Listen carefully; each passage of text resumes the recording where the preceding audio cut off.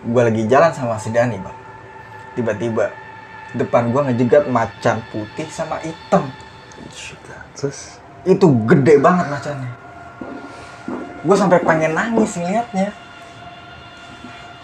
Bisa gedenya semua tuh, Sal?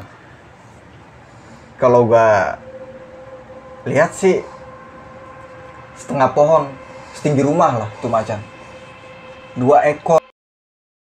Assalamualaikum warahmatullahi wabarakatuh. Balik lagi di ngobrol.com dengan gue Jambe. Salam lestari. Apa kabar teman-teman semuanya? Semoga selalu sehat walafiat dan selalu dilimpahkan rezeki oleh Allah SWT.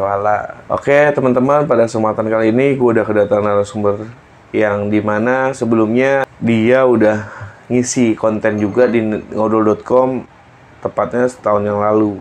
Ya Sal ya? Iya. Itu tentang apa tuh waktu itu ya? Kuntilanak merah. Kuntilanak merah di Gunung Salak ya? Nah, perkenalkan narasumber gue Isal. Apa kabar Sal? Ya, baik.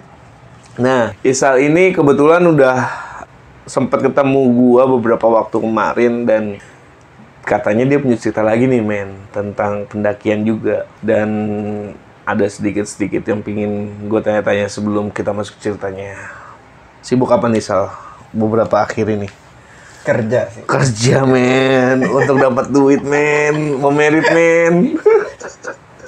Cuma Di bagian apa tuh Sal, kalau tahu Sal? ya pabrik-pabrik kecil lah. Kalau pabrik. Ya jadi masih jadi buruh lah ya kita semua ya buat dapat duit men gitu. Nah Sal, kalau boleh tahu nih Sal, pada kesempatan kali ini ceritanya tentang apa sih? Intinya tuh ada apa? Nah intinya pas gue lagi nancak ya, teman gue hilang. Yang nunjukin itu macan segede rumah. Oke, stop dulu sampai situ. Nah, buat teman-teman, bagaimana sih cerita selanjutnya? Tapi untuk kita sebelum masuk ke ceritanya, buat teman-teman jangan lupa subscribe, like, komen buat ngobrol.com dan share video ini ke teman-teman kalian, ke family kalian, ke siapapun. Dan mungkin tanpa berlama-lama ya, teman-teman, kita langsung aja dengerin dari Isal. Anak putu dan istana marahmu wong tuwa aja padha sembrana kudu jujur lan was padha. Sebab uripmu sedewa kedatangan kuasa. Sebab ono sing duwe jiwa manusia iku bakal seto.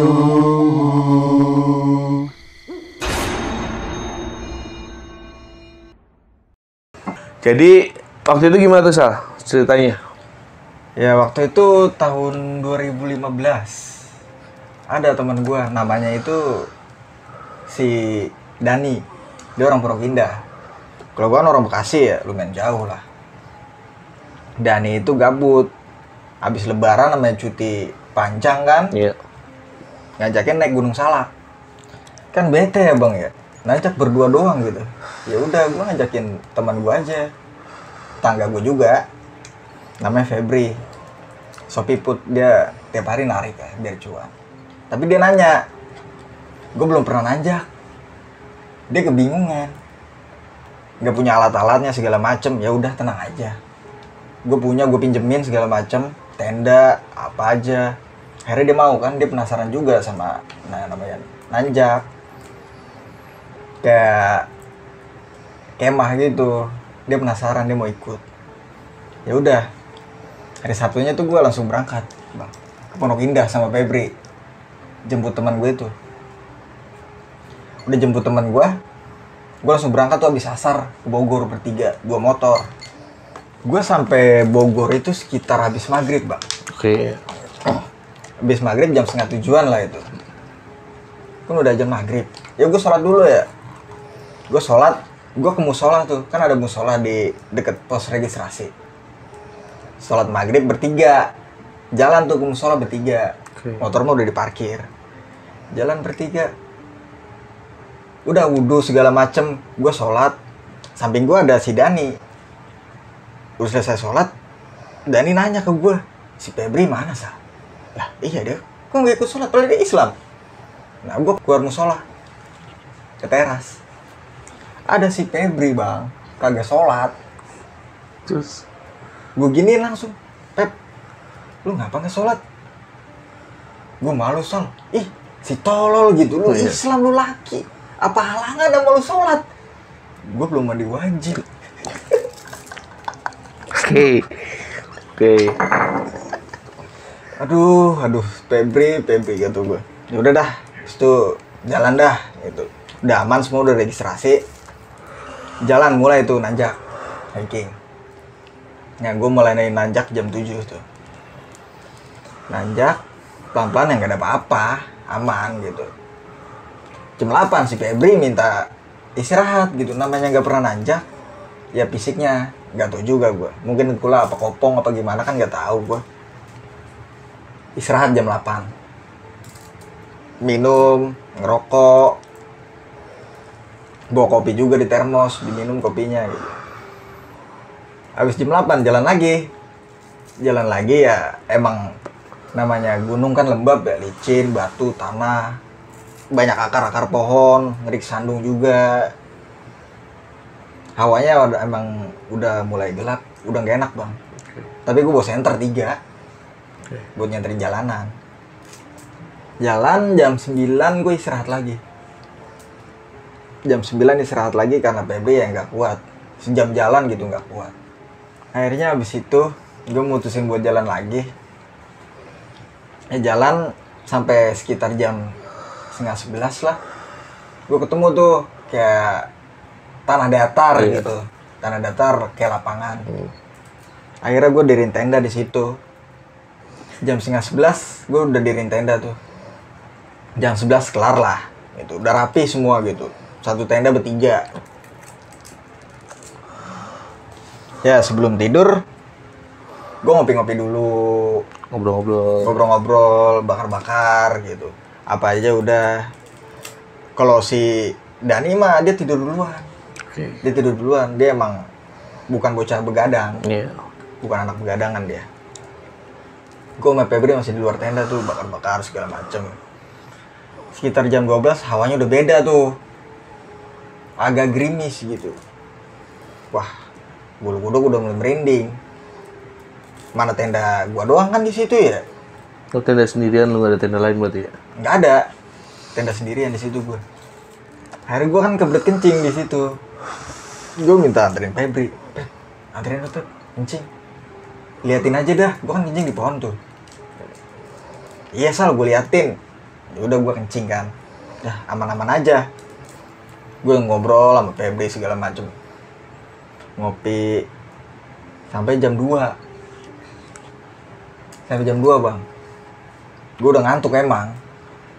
Ayo Pep, tidur Pep. Ayo Sal, masuk tuh ke tenda berdua gue. Si Dani mau udah pulas. Gue langsung tidur karena gue capek ngantuk ya. Si paginya jam 6. Si Dani bangunin gue. Sal, bangun Sal. Ya gue susah bangun ya. Ngapa Dan? Bangun Sal, bangun. Dia ngoyak-ngoyak gue gitu. Ngapa Dan? Si Febri kok nggak ada Sal, kemana? Kencing kali. Lu lihat dulu aja di luar. Gue gituin. Gue nggak sempet kayak bangun sadar gitu. Gue masih tidur di situ. Setengah jam Dani bangunin gue 6:30. Sal bangun Sal. Apa lagi sih Dan? Febri kemana? Nggak balik-balik udah setengah jam. Gue langsung seger. Kemana itu anak? Ya namanya baru bangun ya bang ya. Nggak seger ya. Gue nyeduh kopi dulu lah di situ. Gue nyeduh kopi, minum dulu. Dani udah kepanikan aja. Kata gue ntar dulu. Gue belum segar daripada gue yang sandung jatuh nyari-nyari itu bocah. Gue cuci muka dulu. Baru gue cari dia. Gue nyari dia itu kayak radius 100 meter dari tenda. Gue sambil teriak-teriak, Pep, Pep. Kagak ada yang nyaut. Udah mulai panik tuh. Pagi-pagi ada pendaki lain lewat. Gue tanya, Bang, lihat temen gue nggak, Bang? Lah kayak gimana temen lu? Kayak sama aja bohong gue nanya ke dia. Namanya pendaki banyak gitu. Nah setelah itu gue langsung kemas barang, Bang. Gue kemas semua. Gue mulai nanjak nyari si Febri. Kali aja di atas ada gitu. Gue nanjak aja berdua sama si Dani. Berjam-jam gue nanjak nyampe Kawah Ratu. Nyampe Kawah Ratu gue liat orang doang banyak, nggak ketemu si Febri. Udah cari-cari tuh nggak ada. Nggak ada, gue cari-cari. Setiap orang di Kawah Ratu gue tanyain, ini fotonya kayak gini, ngeliat nggak? Oh enggak, foto kayak gini, ngeliat nggak? Enggak. Sampai sore itu gue di Kawah Ratu, Bang. Nggak ketemu juga. Wah, gue sama Dani duduk dulu di Kawah Ratu. Gimana nasib temen gue ini ya? Nanti diomelin sama emaknya gitu. Emaknya nyariin, kagak ketemu-temu. Akhirnya ya udah mulai sore sih. Gue mutusin untuk turun aja, kali aja di bawah ada gitu, di pos registrasi, nyasar apa gimana. Semalam pada tidur bareng sama gue turun dari Kawah Ratu itu sekitar jam 4. Gue udah capek tuh nyari-nyarinya seharian bener. Gue turun sambil nyari-nyari si Febri. Kagak ketemu tetep. Dani teriak-teriak, Febri nanyain orang, pendaki lain gitu. Gak ada yang lihat juga. Gue turun sambil nyari-nyari dia. Udah jam 6:30 malam, Bang. Gue turun ke tempat tenda gue tadi. Emang udah nggak ada orang jam segitu. Di tempat tenda yang gue diriin camp juga nggak ada yang diriin camp di situ. Nah, gue lagi jalan sama si Dani, Bang. Tiba-tiba depan gue ngejegat macan putih sama hitam. Terus Itu gede banget macannya. Gue sampai pengen nangis ngeliatnya. bisa gedenya semua tuh, Sal? Kalau gua lihat sih setengah pohon, setinggi rumah lah tuh macan. 2 ekor. Emang susah dibayangin, tapi gua ngeliat pakai mata kepala gua sendiri. Itu macan 2 ekor warna hitam sama putih segede rumah. Sampai pengen nangis gua, Bang. Ngeliatnya, pengen kabur. Larinya cepetan dia gitu. Akhirnya Dani nyaranin gua buat jongkok. Jangan kabur, stay jongkok aja. Gue nggak tahu gimana si Dani nyaranin kayak gitu, gue udah keluar air mata itu. Yeah. Si Dani juga sama ngeluarin air mata. Cuman Dani nyaranin, Sal jongkok aja, langsung jongkok. Kayak gitu kayak si Dani. Nggak tahu kenapa si Dani buka tas. Si Dani buka tas, kayak ngeluarin, setahu gue sih itu kujang. Kujang warna hitam, dikeluarin sama dia dari tas. Tuh macan 2 ekor nyamperin si Dani. Dani ada di sebelah gua ya. Nyamperin si Dani. Gua nggak tahu itu ngapain, kayak komunikasi kayak gitu. Komunikasi. Dani cuma ngangguk-ngangguk doang. Gua udah kepanikan di sebelahnya. Kayak pengen nangis gitu. Gua nggak tahu udah hidup gue itu antara hidup dan mati gitu. Ya gua mati ya pasrah gitu. Namanya macan segede gitu, gua tinggal dihap langsung habis gitu. Si Dani komunikasi sama dia. Nah, dan tiba-tiba itu si macan 2 ekor jalan ke arah kiri. Si Dani langsung ngomong ke gue, Sal bangun Sal. Dan itu macan segede apa itu? Ayo bangun, ikutin aja macannya. Gue ikutin macan tuh sama Dani ke arah kiri. Macan itu ke arah sebuah batu. Batu itu sebelumnya nggak jauh dari tenda gue yang semalam itu. Itu gelap semua. Gue cuma megang senter dan ini megang senter ke arah batu. Jadi kan ini batu, ini macan. Set. Abis lewat batu itu tuh macan langsung hilang. Langsung hilang ya ke tempat gelap gitu. Iya. Nggak ngeliat lagi gue. Kata si Dani, ayo Sal. Itu kebalik batu. Gue kebalik batu kan sama Dani. Ada si Febri lagi tidur di situ, Bang. Sebelumnya pagi-pagi sampai siang gue cariin tuh si Febri, radius 100 km dari tenda gue nggak ada di batu itu juga nggak ada sebelumnya, siang-siang. Oh, paginya lu udah nyari ke situ juga? Udah, nggak ada. Ada pingsan di situ. Setelah itu, tapi kan gue ciprat-cipratin bang pakai air. Pakai air gue cipratin, gue oyak-oyak gitu biar bangun. Pep, bangun Pep, cipratin. Dia kaget bangun-bangun. Kaget bangun-bangun. Langsung gue kasih minum ya. Minum dulu Pep. Akhirnya udah agak segar gitu dia, udah agak segar, mukanya kayak panik. Cuman nggak mau ngomong, kayak pucet, panik gitu mukanya. Wah, udah kacau di situ. Dani nyaranin, langsung turun aja. Jangan bahas di sini, jangan ditanya di sini, langsung turun, ajak Febri. Gue langsung turun. Turun lumayan lama tuh, soalnya kan Febri masih lemes gimana sih? Iya. Lumayan lama. Nyampe pos registrasi, ada warung di situ, istirahat dulu. Istirahat, gue ngopi, Febri, gue pesenin teh hangat lah, biar netral lagi gitu. Udah agak mendingan, dia udah bisa ngomong segala macem. Udah gue kasih rokok dia mau, tadi kan gak mau. Nah dari situ gue mulai membahas soal-soal yang gak masuk akal tadi. Gue nanya Dani, Dan, lu ngeliat kan macan segede rumah? Itu gede banget, gak masuk akal, Dan. Kenapa tuh macan nurut sama lu 2 ekor?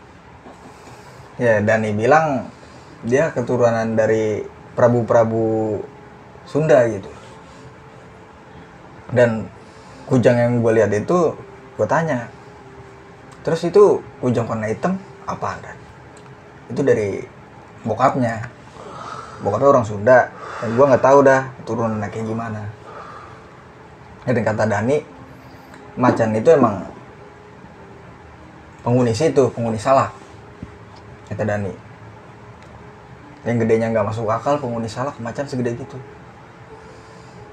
Bisa komunikasi sama Dani, karena Dani keturunan Prabu di Sunda.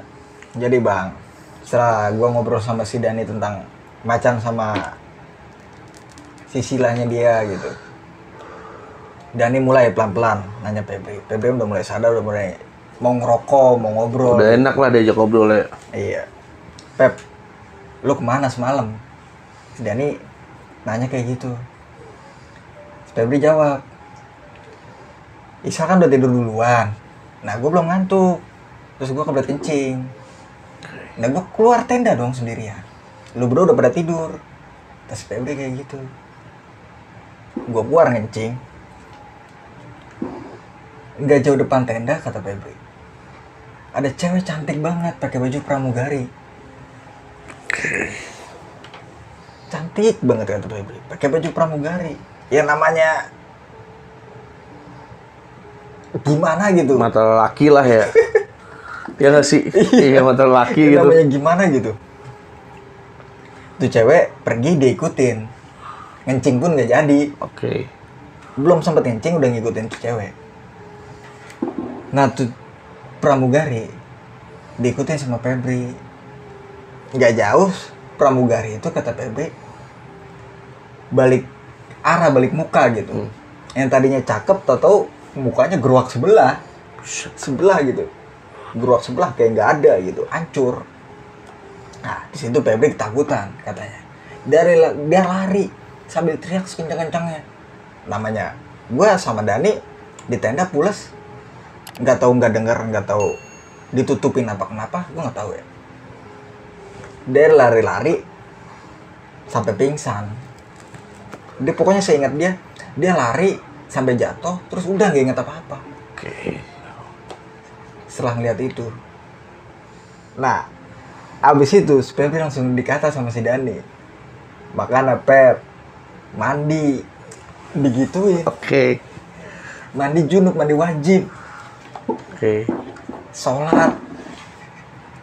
Karena dia nggak sholat kemarin ya. Iya. Oke. Mandi biar bersih, nggak kotor. Karena ini kayak gitu. soalnya rawan kalau kotor. Maksiat, zina gitu. Kotor, gampang nempelnya. Dia apa-apain juga gampang sama yang makhluk-makhluk halus kayak gitu. Gampang banget rentan. Nah, habis itu udah seger semua ya. Febri lelahnya udah lumayan hilang. Dani juga. Gue buat mutusin pulang ke Jakarta. Nggak jadi nanjak tuh. Febri nggak nyampe puncak. Nggak nyampe dia. Pulang sampai Jakarta, ya udah, Bang. Jadi pembelajaran lah tuh buat dia. Oke. Pertama kali nanjak. Ya paling gitulah Bang. Cerita gue daki Salak 2015. Oke teman-teman, paling begitu cerita dari Isal tentang pengalaman mendaki Salak waktu 2015 yang ada lucunya, ada yang nggak masuk logika banget lah tentang sosok-sosok tadi. Nah, paling gini ada yang pengen gue tanya tentang pendakian lu saat itu tuh. Yang gue tanya adalah sebenarnya kalau dari pendakian awal lu ini sebenarnya lu udah tahu belum sih sebenarnya Dani itu tentang keturunan apa atau emang lu belum tahu sama sekali itu Sal? Yang gue tahu mah si Dani itu cuma orang Sunda itu doang. Orang bapaknya orang Sunda. Di luar itu lu nggak tahu sama sekali? Nggak tahu, cuma teman main doang. Cuman bisa dijelasin nggak sih Sal, sosok kujangnya tuh kayak gimana? Ya kayak kujang biasa gitu kecil, cuman warna hitam. Oke. Segini nih, cuman warna hitam. Dan itu waktu dia komunikasi itu dari cuman manggut atau ada obrolan atau gimana? Manggut doang dia kayak bahasa hati gitu. Oh batin Iya. Ya. Oke. Batinnya dia yang ngomong. Nah, yang pengen gue pastiin lagi, lu kan sempat nyari tuh si Febri waktu pagi ya dengan si Dani. Dan waktu lu nyari itu kan ternyata Febri itu ditemuin nggak jauh dari tenda yang lu bangun, Iya. lu bilang tadi. Tapi lu bisa pastiin Sal, waktu lu nyari itu Febri nggak ada? Nggak ada. Gue nyari berdua sama Dani. Nggak ada.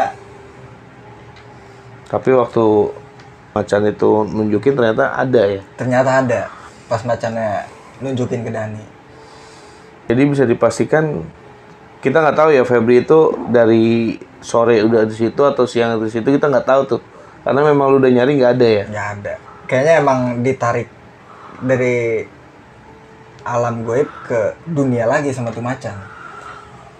Oke, yang tadi Dipindahin lagi. karena lu sempet nyari tuh nggak ada sama Nggak sekali. ada. Walaupun ternyata tempatnya sama gitu ya. Iya. Oke, nah selanjutnya Sal, kalau dari si Febri itu selain dia bilang ada sosok pramugari yang tahu berubah jadi serem itu, ada obrolan lain gak sih selain dia lari ketakutan itu? Apakah dia menemukan apa sosok atau apa lain gitu? Enggak. Dia lari ketakutan karena lihat rupanya pramugari itu yang tadinya cakep. Awal terus diikutin, pas balik badan ya mukanya geruak sebelah, kepanikan. Lari sekenceng-kencengnya, teriak sekenceng-kencengnya. Dia mau balik ke tenda, ya beda arah gitu. Oke. Nah, terakhir Sal, kalau dari cerita lu ini kan memang bisa dikatakan lu nggak jadi muncak tuh gara-gara nyari Febri ya kan? Dan akhirnya lu mutusin buat pulang dan alhamdulillah Febri ketemu nih. Nah, dari cerita lu ini kira-kira pesan-pesan buat teman-teman di rumah dari cerita lu apa tuh Sal? Ya, kalau habis maksiat, habis zina, mandi wajib lah. Buat kaum mesum di milenial ya kan, tolonglah mandi wajib ya, tapi jangan sampai mendekati zina lah ya. Kalau halal pun mandi wajib gitu lah. Kalau ini jangan sampai lah gitu. Misalnya sampai jangan lupa mandi wajib biar bisa sholat. Karena posisinya masih Kotor, najis ya. najis. Iya. Maksiat kayak mabuk-mabuk kan. Ya mandi wajib sama. Oke, siap. Bukan zina doang. Oke. Terus ada lagi Sal?